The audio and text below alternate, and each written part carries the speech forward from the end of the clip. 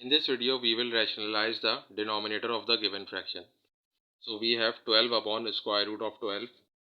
So when we rationalize the denominator, we will remove the surd sign from the denominator or square root sign from the denominator. So in this question, we have a square root of 12. So we will multiply this fraction by square root of 12 and divide it by square root of 12.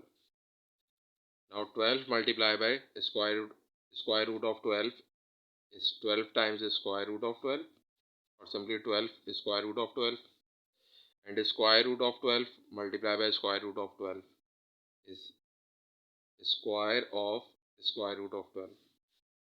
Now we can cancel this is square root and this is square. So we have 12 upon square root of 12 upon 12. But how can we cancel this is square root and this is square? So we will consider square root of 12 whole square, and square root of 12 means 12 raised to the power 1 upon 2 and whole power 2. So by the rule of indices, we will multiply these powers. So we have 12 raised to the power 1 upon 2 multiplied by 2, and we can cancel this 2 and this 2. So we have 12 raised to the power 1, which will be equal to 12. So square root of square root of 12 is equal to 12. So we can directly cancel this square root and square. Now again we can cancel this 12 and this 12. So we have a square root of 12, and we can further simplify this square root of 12 by factorizing 12. So first we will divide this 12 by 2.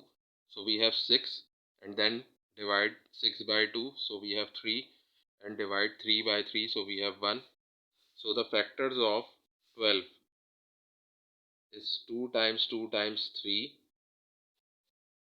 and 2 times 2 is 2 square multiplied by 3. Now we will use the rule of indices or square root, that is square root of a multiplied by b is equal to square root of a multiplied by square root of b.